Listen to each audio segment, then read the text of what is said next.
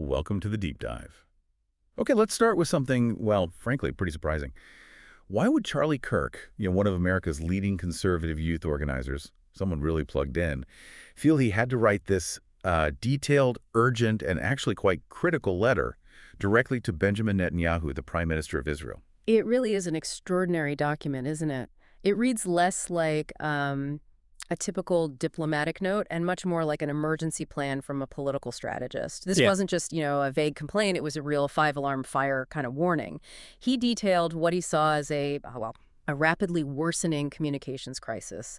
And he seemed to think only Netanyahu himself could actually greenlight the big changes needed. Exactly. So today we're doing a deep dive into that letter, which he sent back in May. The absolute core issue, this perceived crisis, and it seems like it's growing fast, of dwindling support for Israel among American youth. A group that historically was seen as pretty much a lock, a secure ally. Right. And our goal today is really two things. First, we need to unpack the intense and frankly contradictory political pressures Kirk himself was facing back in the U.S. That really seems to be the engine behind this whole thing. And second, we'll go through point by point the 7 specific communications interventions he laid out.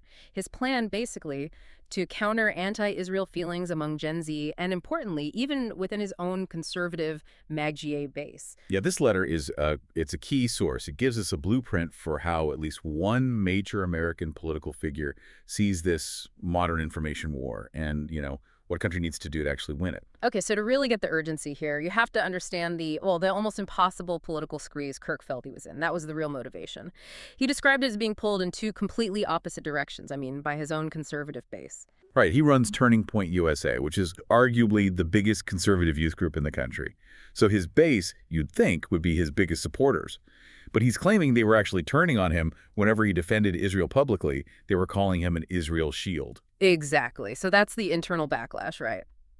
But simultaneously, from the other direction, he was getting hit with accusations of being an anti-Semite. This was coming from, pro-Israel voices, some big donors too. And it was because he decided to, as he put it, platform and allow discourse and debate on the issue. Oh, like inviting people like Tucker Carlson or Dave Smith, who might be more critical or skeptical to his events. Precisely.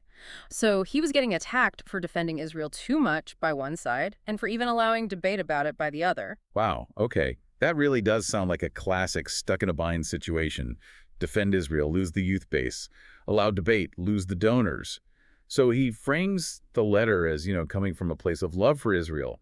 But he's basically saying, look, you guys are losing the information war, and you need this urgent communication intervention. He called it a code red. And what's really interesting is how specific he gets about his frustrations. He saw these systemic failures happening in real time. He mentioned regretting that anti-Israel and anti-Semitic trends were hitting record levels on social media. And he explicitly said he felt like he, an American surrogate, was defending Israel in public way more often and maybe more aggressively than the Israeli government itself. He actually gave examples? Yeah, he did. During Easter, this narrative popped up that the Israeli army was making it hard for Christians to get to church in Jerusalem. He said he was the one having pushed back on that. His point was surrogates like him shouldn't be the front line for fact-checking every single bit of anti-Israel stuff flooding social media. Okay. But is that truly a wake-up call? Isn't that just the reality for anyone running a digital political operation these days? Was the collapse of, centralized information control really news to Netanyahu's office? Well, Kirk clearly thought they needed to hear it bluntly. And here's a really crucial part.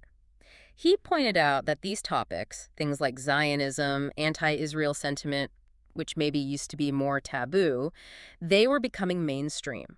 And why? Because of what he called the recession of censorship. The recession of censorship. Okay, unpack that a bit. It's a key insight, I think. It's not just about losing control of the narrative. It's that the traditional gatekeepers, mainstream media, maybe older conservative institutions that used to kind of suppress or filter critical voices, they've lost their power. They just don't have that control anymore. Got it. So ideas that were maybe fringe or controllable or just not talked about by the old guard, they're now just out there, unfiltered. Yeah. And young people are absorbing them directly, forcing governments like Israel's to fight on this totally decentralized, wide-open battlefield.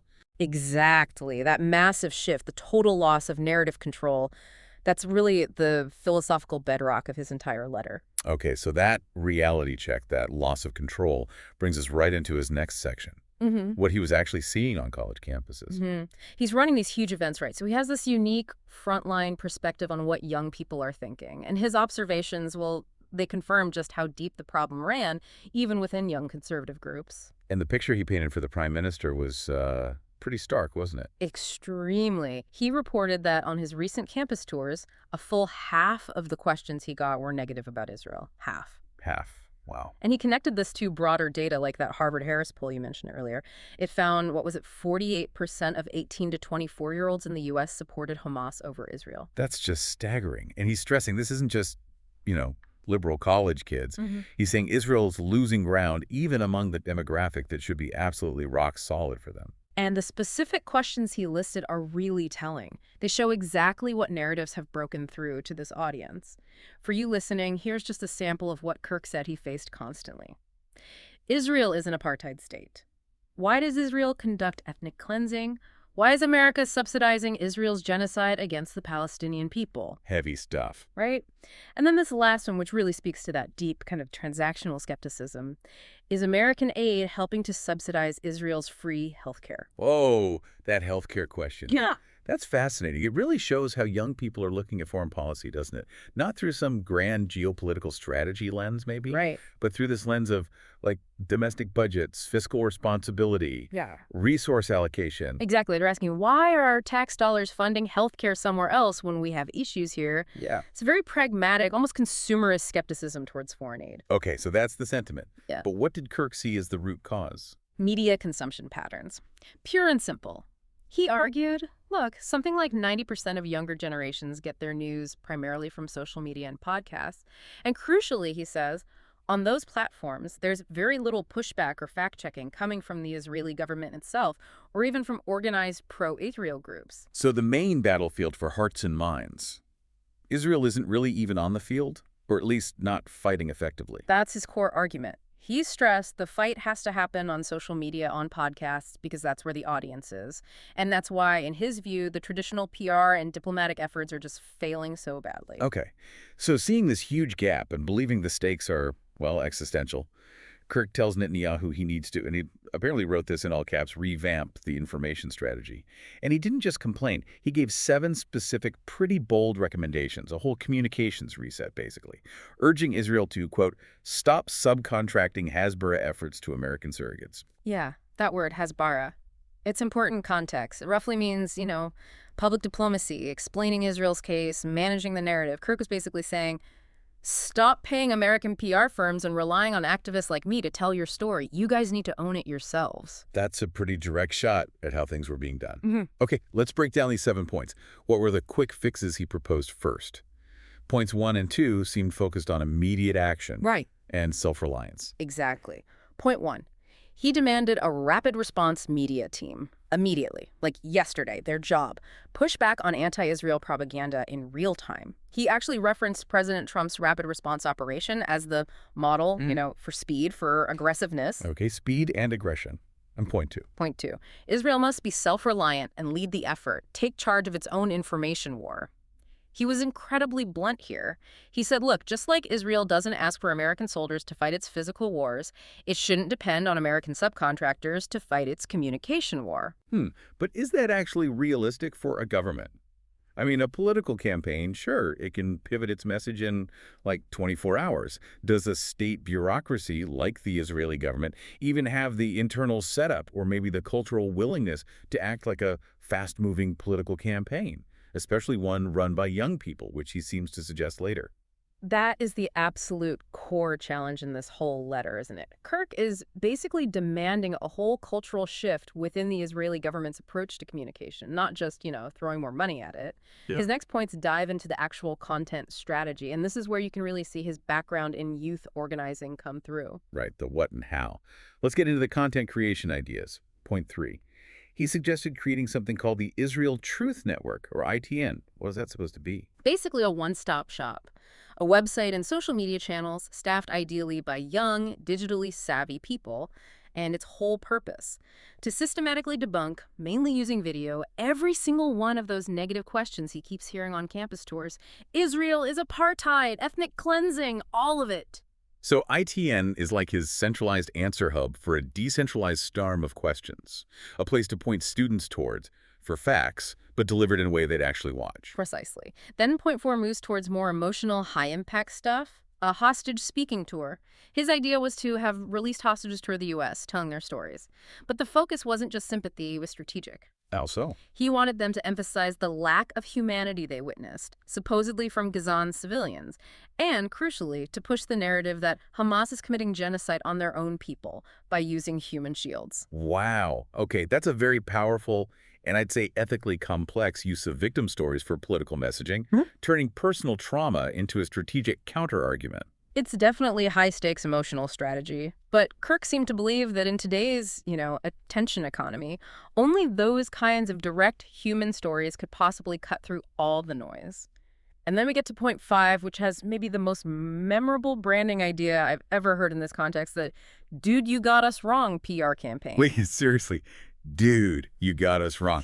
That sounds like, I don't know, a craft beer slogan, not something for a nation-state in a conflict zone. It is highly unusual language, absolutely, and I think it really shows Kirk's laser focus on hitting that Gen Z tone. It's casual, it's almost jarringly informal for this topic. So what was the actual idea behind the slogan? On-the-street interviews. Go out in Israel, talk to all sorts of Israelis, Arabs, Druze, Orthodox Jews, secular Jews, everyone.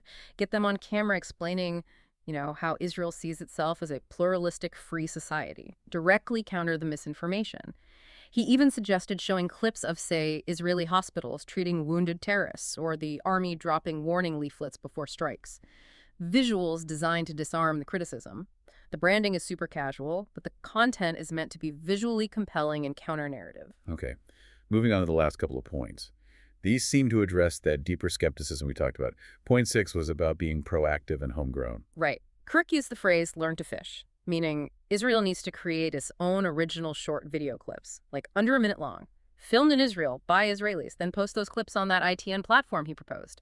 American influencers like him could then share and promote them. But the key is the content has to originate in Israel, not be cooked up by American PR firms. Authenticity. Makes sense. And finally, point 7. This one tackled Iran and trust. Addressing Iran and rebuilding trust. This is really critical because it links the foreign policy narrative directly back to that skepticism he sees in his own conservative base. Kirk argued Israel needs to do a much better job explaining the threat from Iran, specifically on long-form English-language podcasts and social media, platforms where you can have a deeper conversation. And the reason he suggested that approach is key, right? It wasn't just about the platform. Exactly.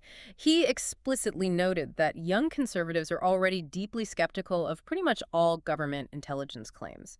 He cited things like past government statements about Iraq WMDs. And controversially, he also mentioned messaging around the COVID vaccines. Right. And we should be clear, Kirk used that specific charged language because that's the distrust he says he's hearing directly from his base. His argument is that underlying conservative skepticism about official narratives built up from things like the Iraq War, pandemic policies, it's now being applied much more broadly. So if young conservatives already distrust claims made by the U.S. government, they're naturally going to be skeptical of claims about Iran coming from an allied government unless that information is delivered really transparently and maybe through channels they trust more, like certain podcasters rather than official government spokespeople. Okay, that connects a lot of dots.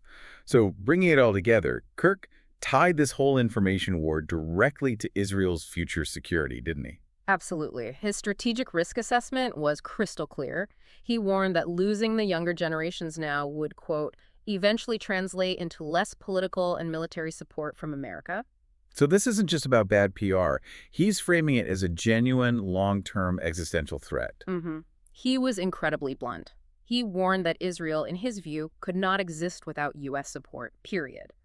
And if the U.S. permanently loses its youth support for Israel, Kirk basically gave it maybe another 20 to 30 years of guaranteed backing from Washington. After that, he said, they're essentially cooked because the political will just won't be there. Wow, 20 to 30 years. That's a stark timeline. And he summarized this need for drastic change with one final, really potent analogy suggesting a complete paradigm shift. Yeah, he said Israel needs to stop seeing itself as this kind of untouchable ally, protected by history and traditional diplomacy. Instead, it needs to start acting like a political candidate.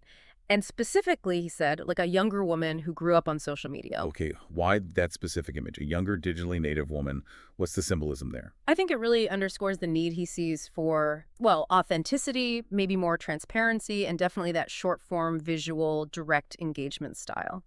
Kirk seems to be telling Netanyahu, look, the old way, the sort of masculine top-down command control style of state communication, it's dead when it comes to reaching young people. To win them over, Israel needs to embrace this more genuine, conversational, visually driven style of a digital native who talks with people, not at them. Because right now, in Kirk's view, Israel is just like a political candidate who's getting absolutely hammered by a massive negative ad campaign, and they're just not effectively answering back. That's the core message. So this whole letter, this deep dive, it really highlights how the fight for geopolitical support seems to have fundamentally shifted. It's moved away from, quiet diplomacy and government-to-government talks. And right into this incredibly fast-paced, highly competitive, real-time battle for who controls the narrative on places like TikTok and Instagram, even within groups like young conservatives that used to be seen as completely reliable allies. Yeah, the battleground for national allegiance in this digital age, it's maybe no longer fought with white papers or embassy briefings. It's being fought with one-minute videos, with branding like, dude, you got us wrong, and basically a constant race to debunk misinformation faster than the other side can spread it. Okay, so we've laid out this pretty detailed blueprint Kirk offered, essentially, how to treat a nation-state like a political campaign fighting for its life online. If the future of political and even military support for a key global ally really does rest on creating viral videos and social media branding aimed at Gen Z, well, what does that tell us about the future of international relations itself? What's the basis for national allegiance going to be in this digital age? Something to think about. What stands out to you?